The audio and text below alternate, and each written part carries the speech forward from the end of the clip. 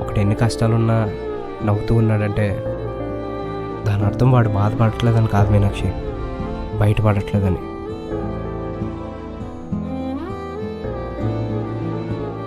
ఒక మనిషి రోజు ఎలా ఉన్నాడన్నది వాడి రియల్ ఎమోషన్ కాదు మీనాక్షి.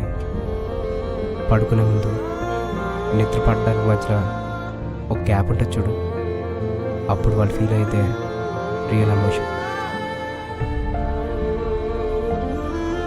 పాస్ట్ గురించి ఆలోచిస్తే బాధ వేస్తుంది, ఫ్యూచర్ గురించి ఆలోచిస్తే భయం అనిపిస్తుంది.